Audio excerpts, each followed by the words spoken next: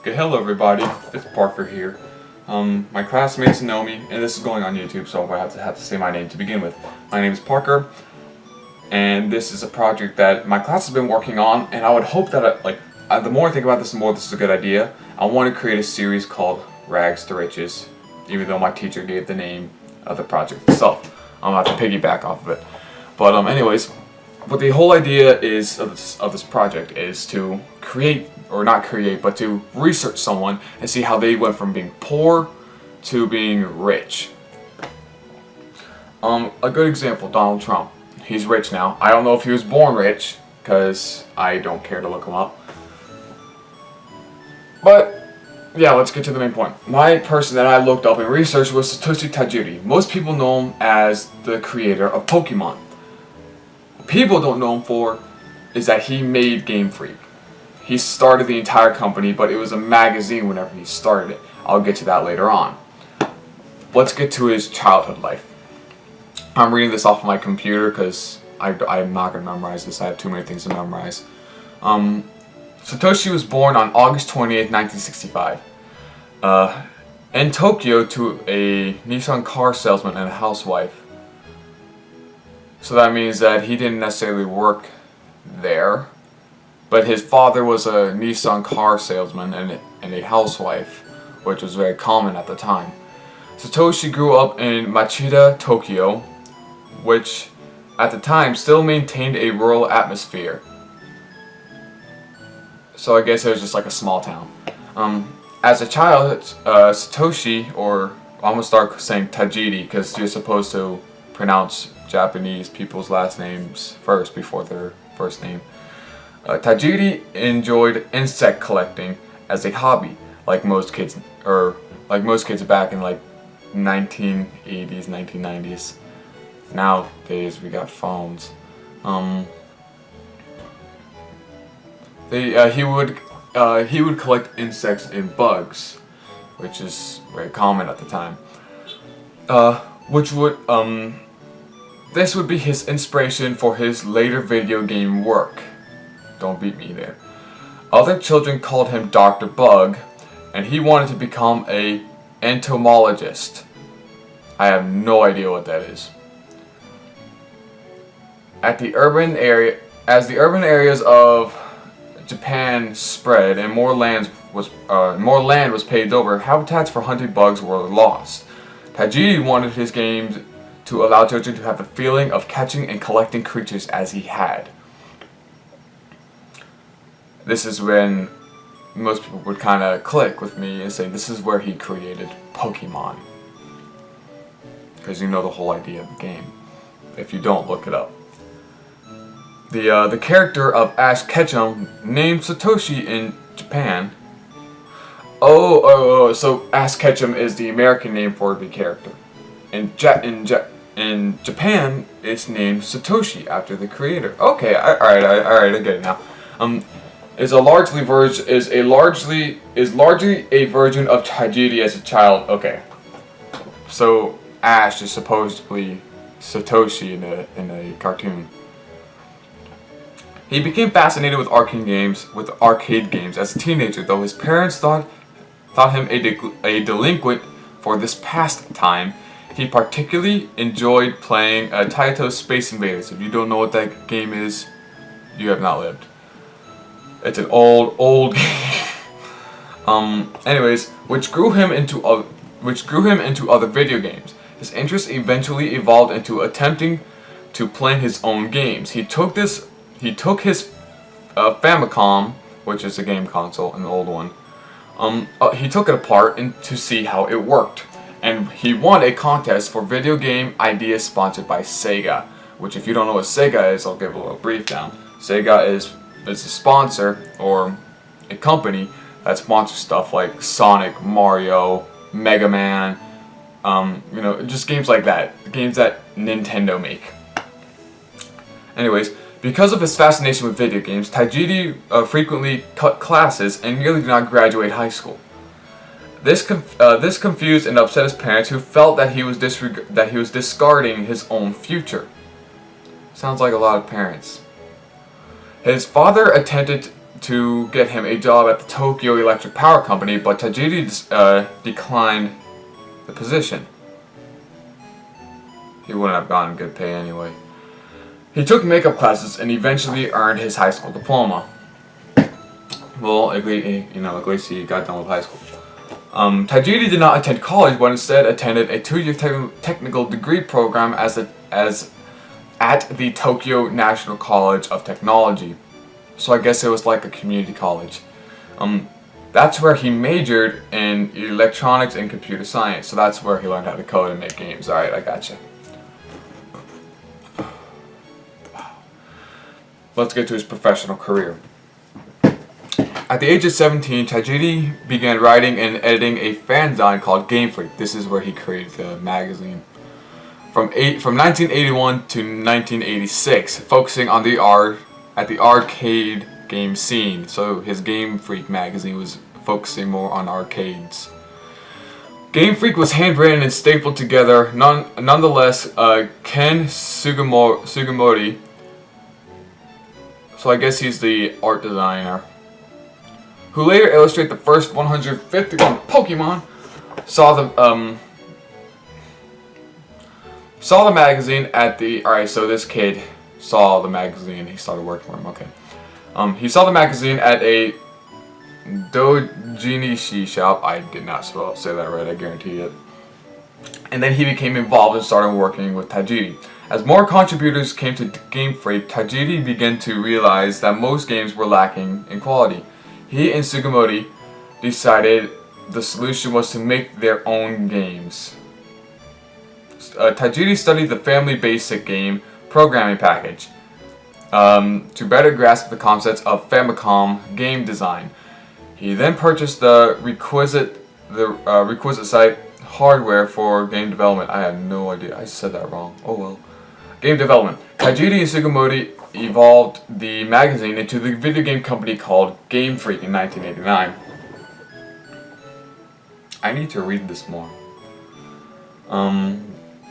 So yeah, that's how the gaming company began. Soon after, the two pitched their first game, an arcade-style game called Quinty to Namco. The game was called Quinty and to Namco, who published the game. Namco published the game. Okay. Tajiri also wrote a freelance writer for the magazine Famicom Hishobone. I said that wrong. Later called Hippon. Or Hippon. And previewed video games during his guest appearances in VHS series Famamaga Video. Don't know what that is. I'm assuming it's a TV show. Tajiri first conceived the idea of Pokemon in 1990. Wow, so Pokemon wasn't made that long ago. The idea came together after he saw a Game Boy and the ability to communicate between Game Boys, and Tajiri decided Pokemon made the most sense on the handheld system. Huh, okay.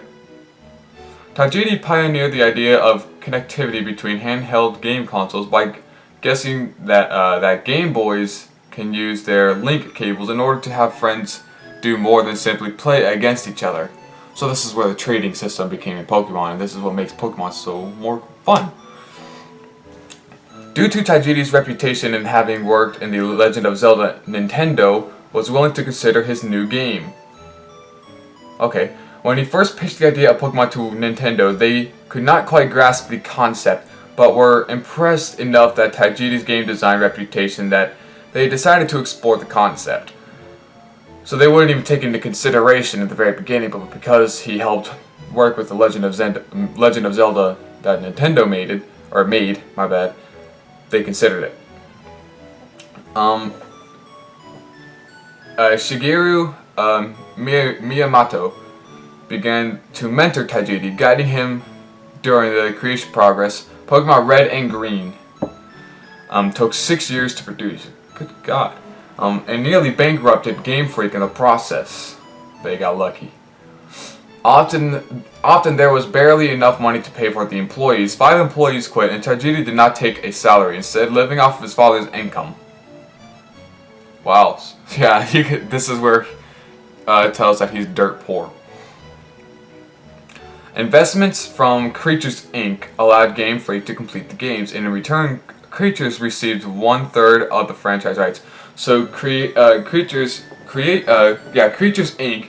is known for making stuff like Digimon, or nowadays it's like Digimon, anything Pokemon close based.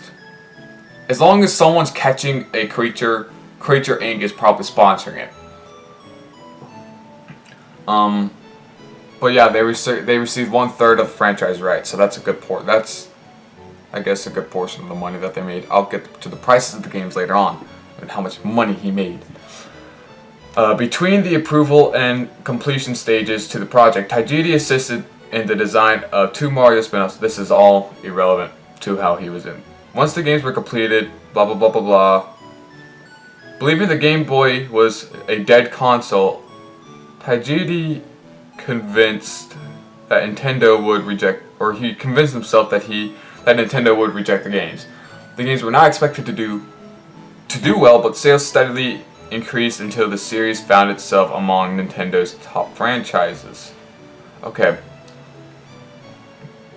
So yeah, all the rest of it is irrelevant except for the fact that Taijiri did not eat regular. He did not work regular hours. He often worked 24 hours at a time and resting only 12 hours. Dude, this cat was pushing himself. Okay, well, that's how Pokemon was created. There's much more to this, but I gotta make this. I only got like so and so amount of time left.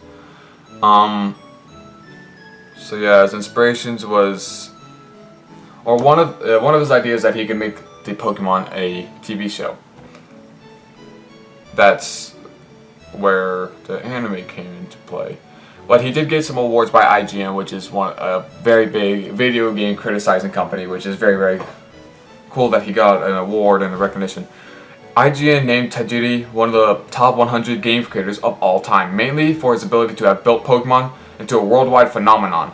So they gave him an award because it made other players interact with each other, which is pretty cool.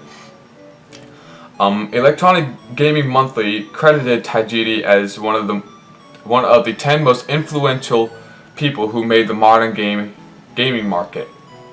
Okay, video game magazine Edge placed Taijiri on their list of the Hot 100 game developers of 2008. I don't know about that one. He's not smexy.